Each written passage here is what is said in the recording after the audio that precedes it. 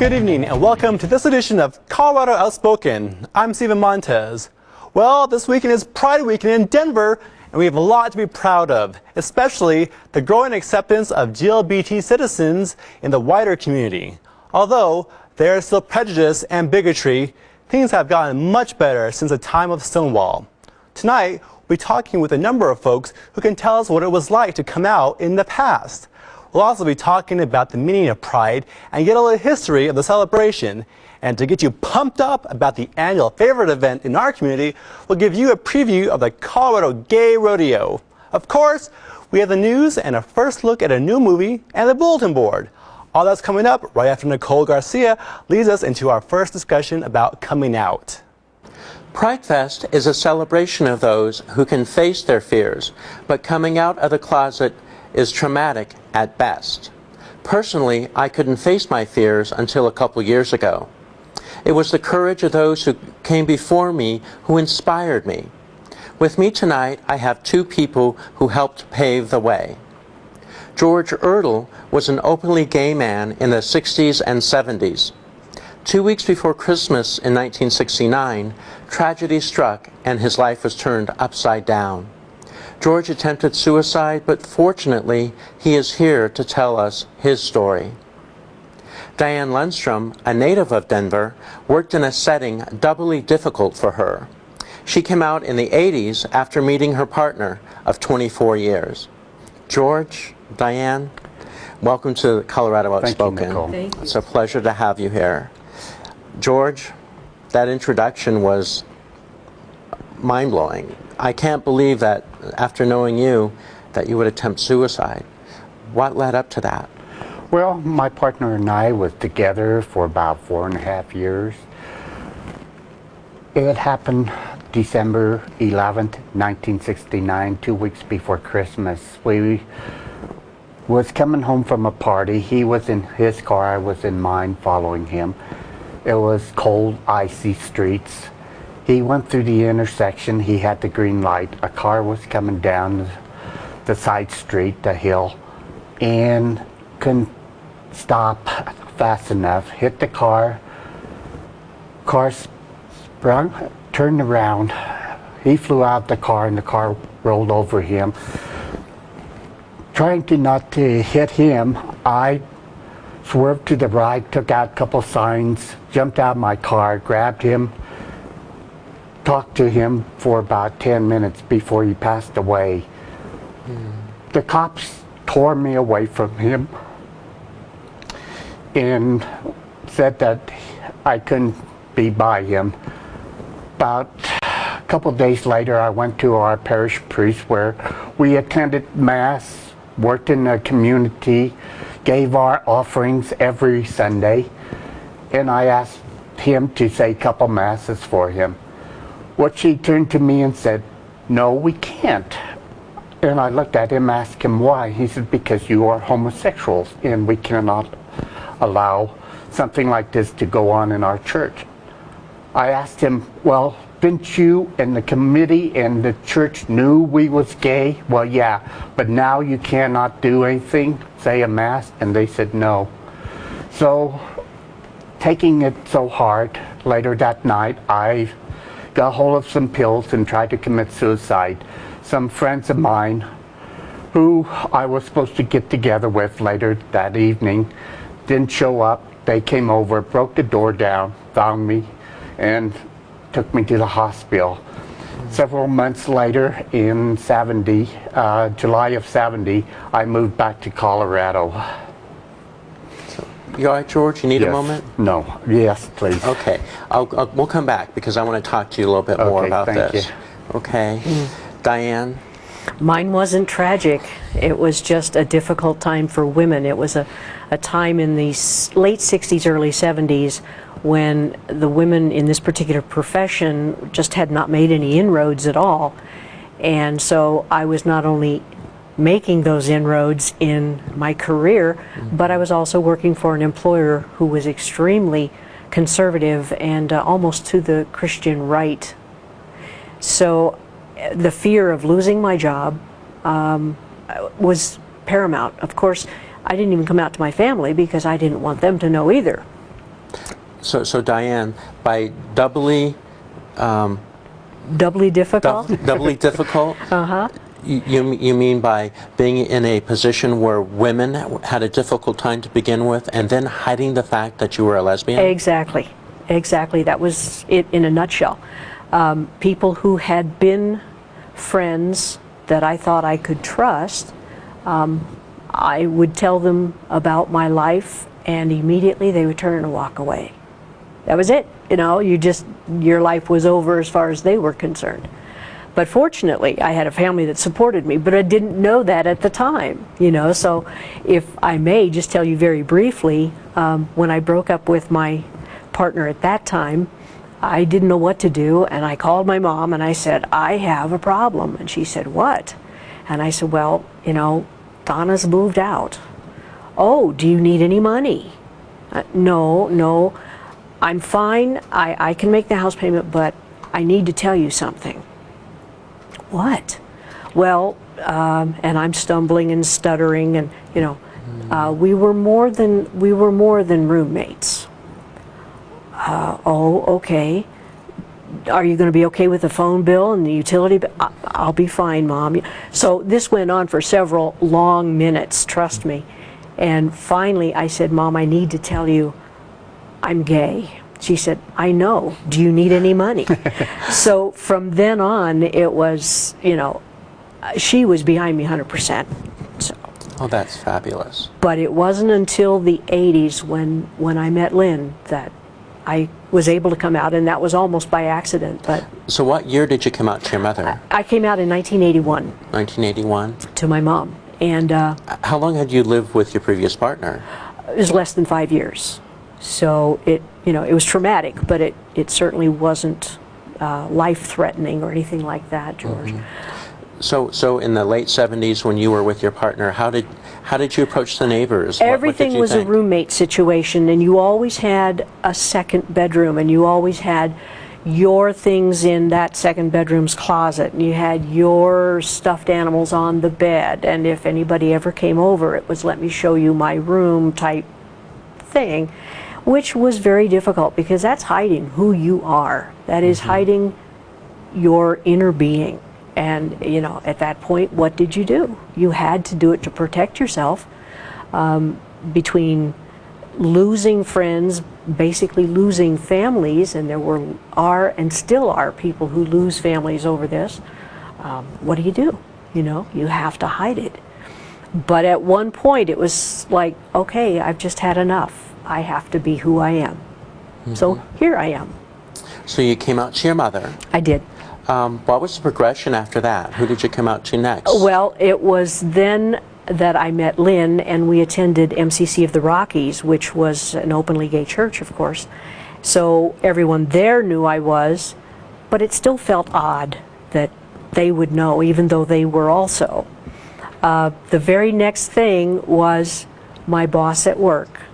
By then I had changed jobs and was no longer in a what I would call super conservative situation. I was in a job that there were more of us there than anything, and so we kind of were comfortable at least talking about us instead of my friend and I. We could say Lynn and I, we, my partner, and the more we did it, the more comfortable we became with that. And Lynn actually got outed in the newspaper as we were restoring that church. She was helping to paint the stairwell, and the camera behind her was not one of our photographers, it was the newspaper photographer, and of course then asked her name and what she was doing. She was a deacon at the church at the time. So the next day in the Rocky Mountain News, of course, here's Lynn Holly, you know, deacon at the church. And the people at work got very upset with her and called the house. Oh my gosh, have you seen the paper? And she said no. She went to work wondering what was going to happen. And it turned out, one of them said, I didn't care. I didn't know you were that active in any church, much less this one, so it didn't matter. And that was pretty much how we were able to strengthen each other, come out. We ended up both working at the same place, so we were able to, you know, come out, talk to people, and it's amazing, even now, it still is that stigma. If you meet someone you don't know, you just don't let it out right away. That's not one of the first things you say. No. Hey, hi, I'm Diane, I'm lesbian. No, you don't do that. You used to have to give another name, go by a different name, because you couldn't really use your own name, because there was a lot of people out there who was vindictive towards you. I used to I ran around with a group of people, and I lived... When was that, George? About what time period? It was still in about 71. And I lived by myself in an apartment house, and they was selling it and was going to remodel it. So I was looking for another place, our roommate. And I used to run around with a group of guys, and they recommended this one guy who we had in the group to become my roommate because he wanted to move down Capitol Hill.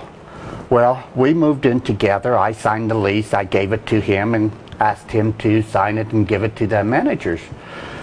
I worked for Sears and Roebuck, and I used to go to store openings. And about 6 months living together, I came home from a store opening, and I didn't pay it too much attention to the apartment. The next morning when I woke up, I started noticing everything of his was gone.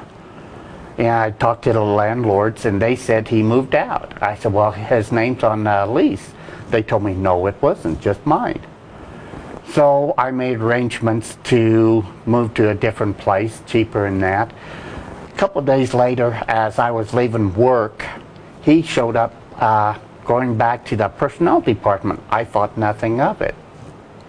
The next morning, one of the fellow workers who was very nosy went through the boss's papers on his desk and yelled at me to come in to the office. So when I did, he says, I don't think you want the boss to see this note. So I read it, and it wasn't nice. It kind of lied that I did things in a man's room, and if you couldn't find me, that would be the place to find me, and all kinds of stuff. So I thought about it all day, and so I thought, well, I'll call the school union, find out where he's teaching. So I found out where he was teaching. So I waited till he was back in class. I called him. I said, I do not appreciate you leaving such notes about me at my workplace with my supervisor. I said, don't forget, I know where you work, and I know who you work for. And that's all I said. I didn't see him for 2.5 years. He just disappeared out of the gay scene. So why was he picking on you directly? I have no idea.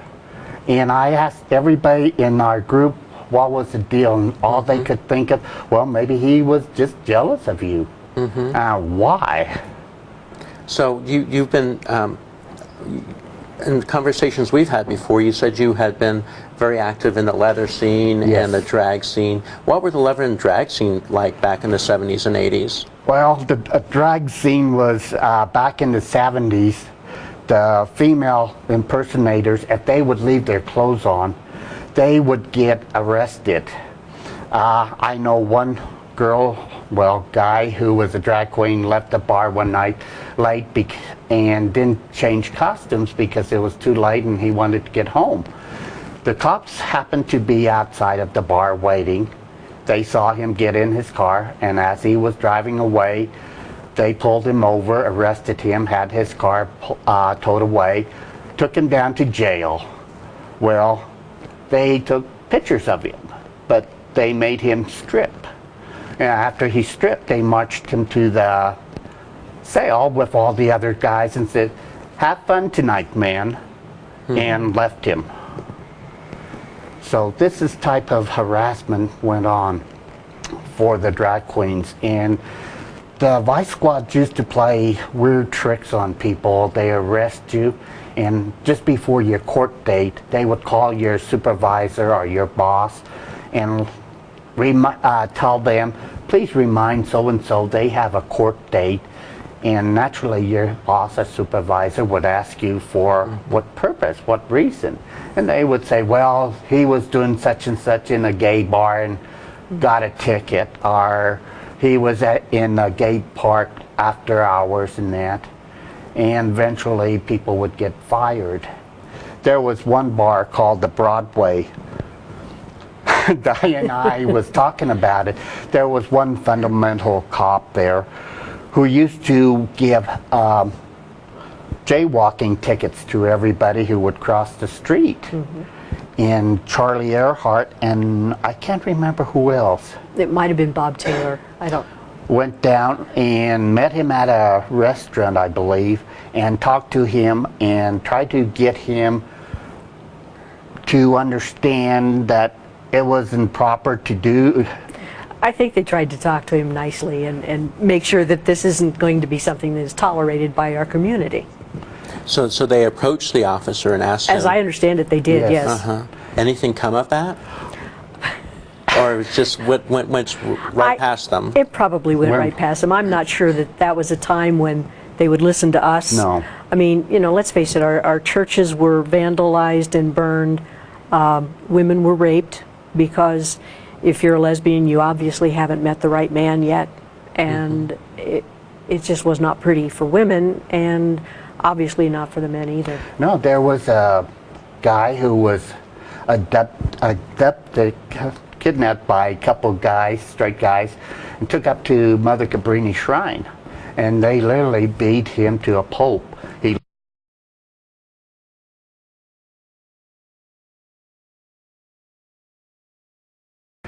flagged down a car and get help, but the cops never did anything about it, investigating.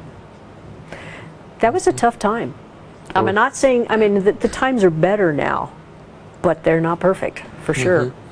No, they are getting better. You know, the governor just signed Senate Bill 25, so there is employment discrimination, but that didn't help you back in the 70s. No, it certainly didn't, and nor did it help any of our friends back then. No, everybody suffered. And with the AIDS crisis, help was not forthcoming until how many years later? Well, we had a president who didn't even know he was a president at the time. Yeah. Well, let's not go there. Okay. So, but when we were talking a little bit, were there any repercussions other than with your partner being outed that you could see? No, actually, for me, we were very lucky. We were two very lucky people that we did not have any real repercussions. But we know so many people that did, that it puts the fear into you. You know, you just don't want to mess up your life, put yourself at risk. We had a gay bar called the Cherry Creek, and Mama Biddle used to have spaghetti dinner night for everybody. And at that time, you couldn't touch, close dance, or kiss in a bar. And she would see somebody kissing in the bar, she'd run up to them, no kissing in the bar, no kissing in the bar. It was so cute. And if it wouldn't been for her son having that bar and her being there, knowing her son was gay and having a place where everybody could get together and feel safe at times. Yeah. That's what kept you going. It kept us all going. I mean, we knew there was better days ahead, but it was getting there. It was getting there. Getting there was it the was problem. the drag queens that really fought for the gay community. Even in Stonewall, they fought for us. Yeah, I can say it was the drag queens who helped me come out of the closet. I had a lot of other drag queens take me by the hand and show me how to act and talk like a woman, and obviously they helped you to realize who you were.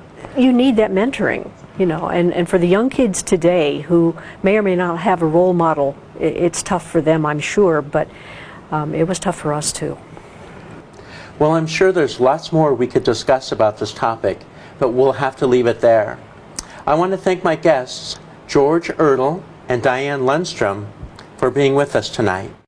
I'm Nicole Garcia for Colorado Outspoken.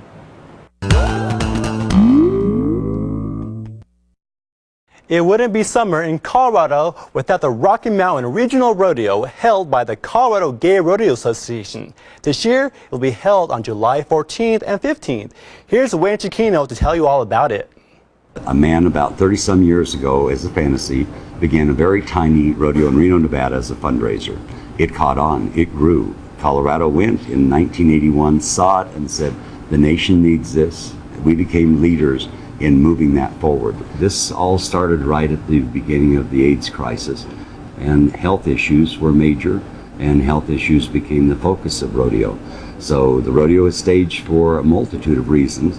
One, to actually tell our people, our community, that it's an acceptable place for them to play. It is something they can do, and there's a welcoming area. And second, that ultimately out of it, we're able to fund areas of need in our own communities, in our Colorado AIDS Project, in Project Angel Heart, in the houses that take care of our AIDS patients. Any of those areas are the primary focus of Rocky Mountain Regional. Across the entire nation, with over 18 of these rodeos, we raise about $500,000 a year that goes into health projects. In the gay community, we have many, many ways for our community to express itself. We have our leather world and we have our drag world. Cowboys, very few options. What do cowboys do? They rodeo. And how do you provide that base for them to express beyond owning their horse, or perhaps being so in the city that they can't own a horse, but the opportunity to be in that world, to enjoy the fantasy of being a cowboy, and to recognize that those people want to contribute to their community in some way. They do it through a hobby, expensive for them, but they also know that ultimately they raise dollars that supports their community and create opportunities to get together as a family. That's gay rodeo. Shoot dogging, that can be difficult. If you have a big steer and you're a little person, that can be a fun time. Well, you have to get down in the chute with the steer and get your left arm and left hand under his nose, and the right one goes over his head and under his horn. You have to get the right position there. And when they open the gate, you have to keep your feet under you. It's important to keep your feet and keep your balance. I try to take a loose hold, so they come out and they carry me. They take me right along with them, and then got to come out 10 foot to a chalk line. And then I try to get their nose in the air and lean back and throw them down. But sometimes it can be, they'll fight and they'll shake their head and they'll back up, and sometimes it's a real struggle. First time I did it, the steer walked out there and he put his nose up and lay back, and I did great. And that probably what got me hooked right there. It was like, wow, this is fun, this is easy, I want to do this. The competition is fun and it's great, and it's very competitive, but it's the people. I got so many friends that I see every time I go to a rodeo. It's like a reunion. It's great.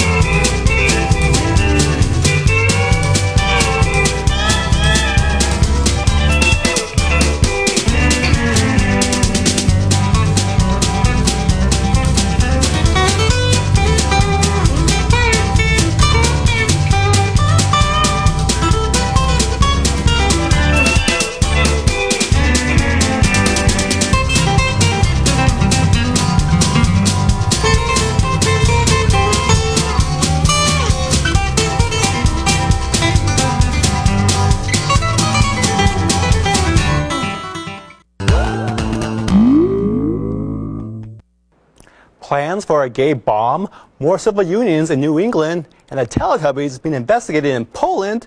It's all in the news you need to know about. Here's Rick Miller. There's party line consensus on the military's gay ban among 2008 presidential contenders. The Democratic candidates have pledged to end the don't ask, don't tell policy, while Republicans want to keep it. Even if Democrats capture the White House, the policy might be difficult to overturn, given its strong support among some members of Congress, according to a recent article in the New York Times. The Air Force wanted to develop a gay bomb, according to a California military watchdog group. According to recently uncovered government documents, an Air Force lab wanted to use $7.5 million in Pentagon funds to develop a bomb that would use strong aphrodisiacs to inspire homosexual feelings in an enemy to dissuade them from fighting. Military officials confirm the existence of the proposal, but insist it never was given serious consideration. Gay rights groups and some physicians and lawmakers are lining up to oppose the recent nominee for Surgeon General. Opponents of the nomination of Dr. James W. Holsinger to be Surgeon General cite his anti-gay views as a top lay official in the United Methodist Church. But Holsinger's allies within the church and the medical profession defend him as one who is not prejudiced against people, whether in church or a medical setting. The Human Rights Campaign has said Dr. Holsinger's record was unworthy of the Surgeon General post. The city of Kalamazoo, Michigan, and the Ann Arbor School District have rescinded same-sex domestic partner benefits. The action was based on a Michigan appeals court ruling that the granting of such benefits is prohibited because of the state's marriage ban. The state's high court is to hear an appeal of the lower court ruling.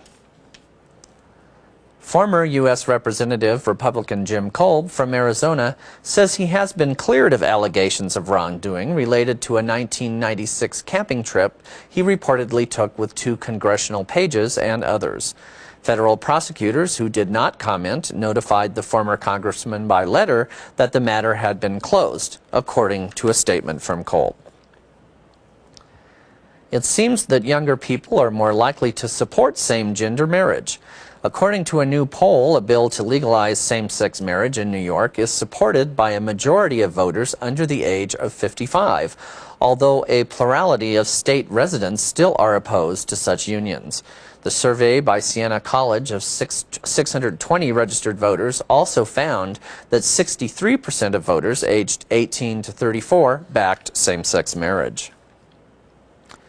Saying it was a matter of conscience and fairness, New Hampshire Governor John Lynch recently signed a bill legalizing civil unions for same-sex couples.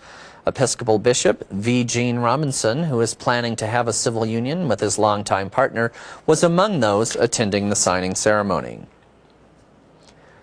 The number of same-sex couples getting married in Massachusetts has declined. The number has dropped from 6,120 in 2004 to 2,060 in 2005 to 1,400 in 2006, according to the State Department of Public Health. Patricia S. Griffin, who in 2004 married Kathleen Neal, said she believed the same-sex marriage rate had settled down after the initial rush of couples wanting to gain the long-sought right to wed. Are gay rights groups potential terrorists? Howard Bayless, chairman of the LGBT group Alabama Equality, is among those questioning why gay rights groups were part of a web listing of potential terrorists. The list was generated by the Alabama Department of Homeland Security. The list, which has been removed from the website, also included environmentalists, animal rights advocates, and anti-abortion activists as those organizations that could help develop future terrorists. The soldier son of talk radio relationship counselor Laura Schlesinger is under investigation for a graphic personal web page that one Army official has called repulsive. The MySpace page, which has been removed, included cartoon depictions of rape, murder, torture, and child molestation. Photographs of soldiers with guns in their mouths, a photograph of a bound and blindfolded Arab detainee captioned, "My sweet little Habib," accounts of illicit drug use, and a blog entry headlined by a series of obscenities and racial epithets. The site is credited to and includes many photographs of Derek Schlesinger, the 21-year-old son of the talk radio personality known simply as Dr. Laura. Moscow police recently arrested Nikolai Alexiev for organizing an LGBT rights rally that was held despite a city ban. During the rally, Volker Beck, a gay member of Germany's parliament, was beaten by 20 nationalist youths while police watched. Moscow Mayor Yuri Lushkov vowed to never allow such a parade, calling it absolutely unacceptable for Moscow for Russia. A senior Polish official has ordered psychologists to investigate whether the popular BBC show Teletubbies promotes a homosexual lifestyle. Poland's authorities have recently initiated a series of moves to outlaw the promotion of homosexuality among the nation's children. Poland was criticized recently after its education ministry announced plans to sack the teachers who promote homosexuality. Last month, the European Union singled out Poland for criticism in its resolution condemning homophobia in the 27-member bloc. David Hyde Pierce finally made it official and came out. The actor made his revelation during his Tony Award acceptance speech for his current Broadway role in the musical Curtains. Thanking his longtime partner Brian Hargrove, Pierce rose to fame as the snippy, uptight Niles, brother to Dr. Frasier Crane on the hugely successful Cheers spinoff. For his work on the show, Pierce was awarded an astounding 4 Emmys and nominated each of the 11 years the show was on the air. Finally tonight, we want to remind you that the July edition of Metromode magazine will be hitting the shelves soon. Metromode is the premier publication for the GLBT community, covering news, fashion, features, and entertainment. You'll want to be on the lookout for the next issue at more than 200 places along the Front Range. Until next time, this is Rick Miller for Colorado Outspoken. Did you know that the celebration of Gay Pride started as a remembrance of the Stonewall riots in 1969? Here's Tom Biddle to tell you all about it. The month of June may be the end of school and the official start of summer, but to lesbians and gay men around the world, June is first and foremost Gay Pride Month. Rainbow flags, parades, and happy smiling faces blossom along big city streets and rural country roads as LGBT people, their friends, and families celebrate their very existence. But it wasn't always like that. Joining me this evening to discuss the history and the current state of gay pride from the center is Deborah Pollack, Director of Development and Communications. She is responsible for the financial success and the overall production of Denver's Pride Fest. Also joining us this evening is Phil Nash, part of the original founding group of the center, its first executive director, and the board chairman from 1996 to 2000. Thank you for being here this evening, and welcome to both of you to Colorado Outspoken. It's great to have you both here. Thank you. And having a discussion of pride, something I think we all kind of take for granted, you know, as part of June, and something fun that we all do. We sometimes forget the history of the events. They always haven't been here. And Phil, with your credentials as one of the founding group members of the center and a long history in Colorado gay politics and events, I thought I'd start with you and asking you about some of the earliest chapters in American gay pride and expression, when it was okay to be gay and out and expressing pride in that fact. What can you tell us about some of the history of gay pride? Well, of course, there were gay people and gay activities before Stonewall in 1969, but at the Stonewall Bar in New York City, I think many people kind of know this history, there was a real riot that broke out when police tried to come in and arrest a number of people who were in the bar just having a good time. Coupled with that was the death that evening of Judy Garland, who was a gay icon to many people, and I think there was a mixture of sadness and rage, and it all erupted. Now, it wasn't unusual for police at that time to go into bars and try to arrest people, but what was unusual is that in this case the patrons of the bar fought back and said they were tired of this and they weren't going to take it anymore. And so the riots broke out. There were about 3 nights of riots. And another thing particular to 1969 that made this made this very special is because of the advancement of the news media at that time. And it carried this story all across the country, to San Francisco, to Los Angeles, to Chicago, and to small towns everywhere, college towns everywhere. And that really launched the movement.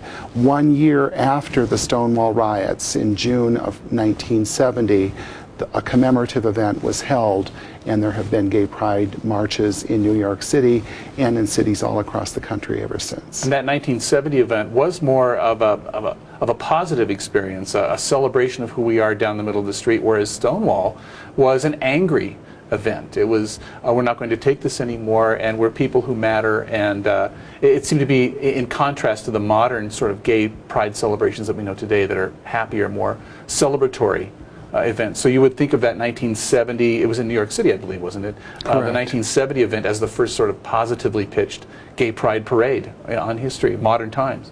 Well, I don't know that it was quite that deliberate. I think that it was a commemorative event, and I think that the early part of the gay liberation movement was not so much a movement based on pride and celebrating who we are, but it was based on the on anger, the anger that in many communities across the country, police oppression of gay and lesbian people and transgendered people was still very largely a fact of life, and by that time no real policy changes had begun to take effect. So it was the early formative stages of our movement, and quite a long time. It was quite a long time after that before we started getting more sophisticated about working with city councils and legislatures and so forth. It was much more in the late 70s that began to happen. I want to look a little bit, how did Denver's Pride Fest celebrations get started, and how have they grown over these 30 years? Well, the first celebration of Pride in Denver that those who were around pretty much agree was in 1975. In the summer of 1975, there was a picnic in Cheeseman Park, and the first parade was 1 year later in June of 1976, and I was part of that parade. I actually showed up about 5 minutes late and had to run to catch up with it because it was only about 200 people, and they walked down East Colfax Avenue on the sidewalk to the state capitol and Civic Center Park. Certainly the biggest change over the years has been the magnitude of the event, from a few hundred people in the mid-70s to approaching a couple 100,000 people at this time. One of the other huge changes is that at the time, in those days, it was not widely covered in the media, and certainly no politicians were interested in being involved with Pride Fest. No corporate sponsors were involved in being in Pride Fest, and of course now anybody who wants to be elected to public office with support of the gay community, any company that is really looking to increase their market share in the GLBT community really needs to be part of Pride. They really do. I remember the first Pride Fests the first parades that I ever attended, it seemed that the actual big candidates or the mayors wouldn't actually be there in person. They would send a representative, some third assistant from the office down the hall to say a few words from the governor. But this year you had Mayor Hickenlooper and his wife as Grand Marshals, so we've really come a long way with that political presence. Well, that really changed in 1983 with the election of Mayor Federico Peña, who got elected in part with the vote of the gay and lesbian community, and he was a staunch supporter. And it was during his administration that he had the opportunity to sign a couple of bills that included sexual orientation in Denver's Human Rights Ordinance. That's wonderful. How many businesses and organizations, for example, we're talking about people who have money at stake in attending or being part of the parade, how many businesses and organizations took part this year? And how is that up from previous years? It goes up every year. This year we had over 100 entries in the parade. There are 240 exhibitors. So those are exhibitors who come to rent a booth space to exhibit their wares at Pride. And there are about 25 corporate sponsors. And that's up from the past, corporate Yes. sponsors. And these aren't just people selling beer, these aren't just gay-owned organizations and businesses, are they? No. Not at all. So it's like something that's the whole community, it provides a lot of visibility for them. Well, and I think that corporations are starting to recognize that we are the most loyal demographic. So if I'm reaching out to you and advertising to you, you're more likely to do business with me on a continued basis. So it really is about recognition and acceptance of who we are in the marketplace. How does participation in, for example, the parade, help a not specifically gay-oriented business? How does this help them as a business with their day-to-day profits and their employee relations? Well, I think a lot of employers are instituting domestic partnership, are instituting, are making it known that gay employees are welcome and valued. So this is a way to recognize those employees, to have them participate, have the business participate in their lives and support them. And I think it's also a way for businesses to be recognized as gay-friendly. So if I see Adams Mark Hotel, for example, in the parade, I'm going to think, oh, they're a gay-friendly hotel, which they are. So you've got actually the bottom line of their profit is something that they're going to see a benefit for in being involved in a parade like this. I think in the past there may have been a stigma against gay and lesbian people, that they would have run the opposite direction and stayed away from it until they realized what good business it is to be friendly with the GLBT community. Well, how can you ignore 150,000 people with money in their pockets walking down the street? That is the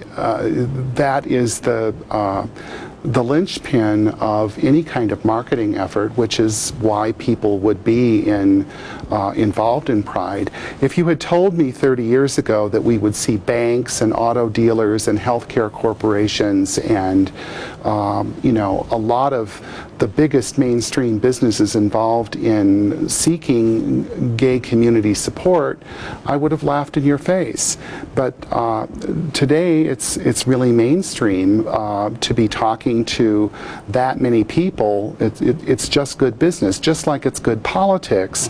The politicians cannot ignore that number of votes to be elected to office, and it's been an incredible opportunity both for the GLBT community to attract mainstream political figures as well as businesses to Pride Fest, as well as growing the numbers. It's a great symbiotic relationship. It makes sense for the business, it makes sense for the employees, it makes sense for consumers, and that's a wonderful thing. It seems like it's a win-win situation. Recently in the American dialogue, I think, over gay pride celebrations, that there's been kind of a sense or a feeling that perhaps the role and the image of gay and lesbian people has changed over the years, that we've become much more mainstream, that we have TV series, we have Will and Grace, we have Ellen, we have films that are honored, Brokeback Mountain. That is there a need for gay pride these days the way there was before? Is there still a need for that when it looks like we're becoming much more mom and pop mainstream? Why have a special gay pride parade anymore? Why not? I'm asking. I'm putting the question forward that's in society. Yeah. I think it's very important. Sure. I think it's very important for people. Not everybody's out, so I think it's very important to have a celebration, a place where we can feel proud of ourselves, recognize our accomplishments. I think it's really more about coming together and recognizing the work that we've done, because we have come a long way, but there's a long way to go. So it's important to stop and to celebrate our accomplishments. And it's important to come together as a community. I think it's symptomatic of everybody in our culture that people are so busy and get so caught up in their daily lives that we don't always have time to get together. So this is a great opportunity to stop, put your feet up, visit with your friends, and have a nice time. Go ahead, Phil. Well, yeah, I would add also the most the most inspiration I get still from going to Pride events is seeing who our community really is. There is no place you can go, no large event anywhere in Colorado that you can go and see the wide diversity of people that you see at Pride Fest. There are people who are young people, adolescents, there are people who are 80 or 90 years old coming on their scooters and in their wheelchairs.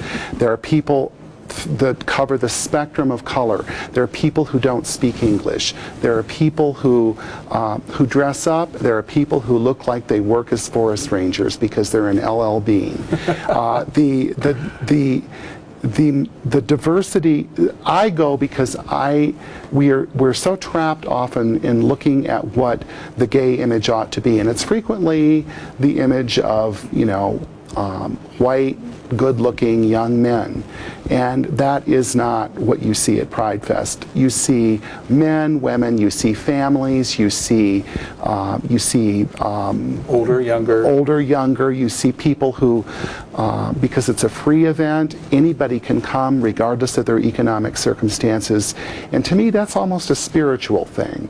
It's being able to connect with people who have something in common with me, but not much. But it's that one thing that is so very important. Yeah, and working with young people as I do, you know, I see the excitement in their eyes when they talk about perhaps going to their first gay pride event, and there's a real positive excitement that they see that this community that seems like it's always been at these pride events. There's always been old, young, men, women, families, children. It's not just a modern phenomenon, and it seems like that pride events like Denver's Pride Fest have still a lot to offer, and we hope that we'll see many more years of these celebrations. One thing I'd like to add is that we have a high concentration of GLBT people with families in Colorado. So we have added a second day to Pride Fest, and it's called Family Field Day. So on Saturday, this year Radio Disney was there, which is huge. That's huge. Radio Disney came, led activities for the kids. We still do old-fashioned field day activities too. We do a little dog parade called Dogs in Drag, which is really fun.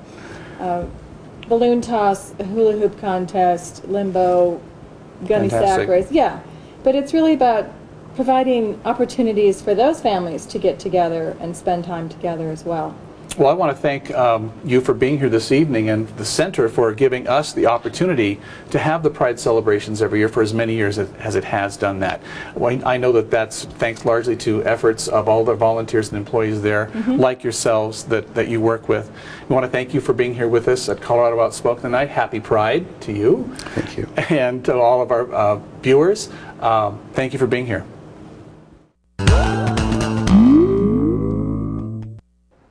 Pride weekend in Denver is always a great time. Here's a look at what goes on.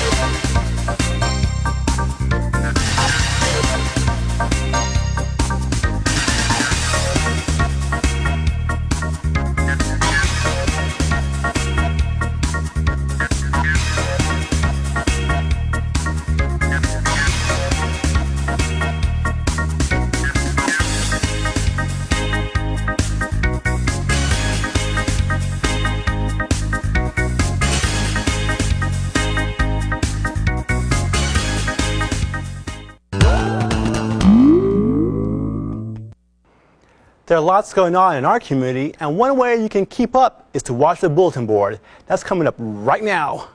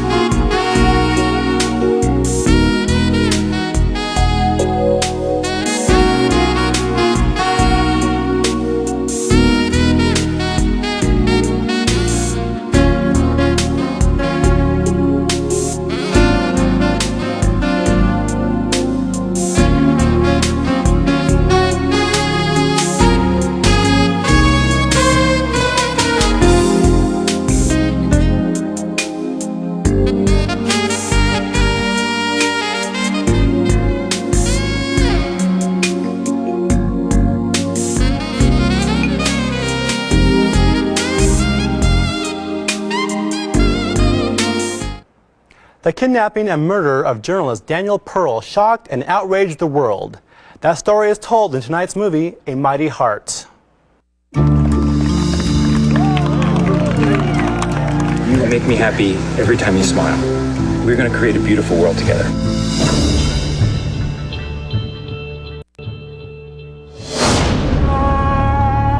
The day after 9/11, Danny and I flew to Pakistan. He was the South Asia bureau chief for the Wall Street Journal, and I was working for French Public Radio.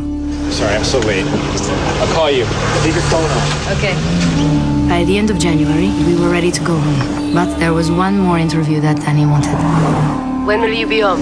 I'm hoping 9 o'clock. Listen, I love you. Danny, how are you? Is everything okay? Why? Is there a problem? No, there's no problem. I can't get through to Danny. How far are we going? Is it far? Danny had an interview and he's not back. He didn't come home last night. Hello?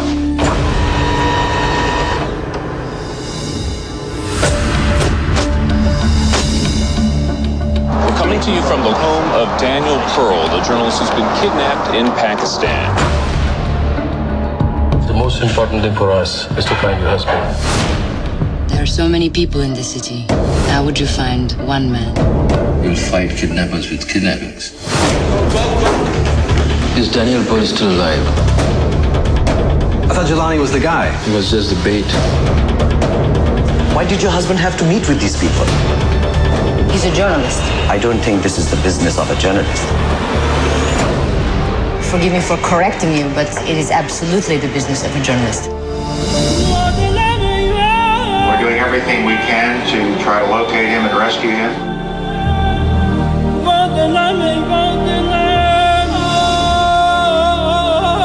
He has a gun to his head, and he's smiling. He's telling me he's okay. If you could say one thing to your husband now, what would you tell him? I love you.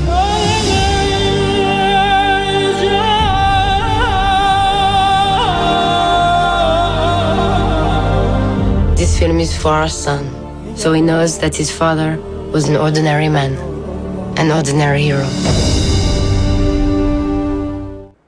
A Mighty Heart is now playing at the Mayan.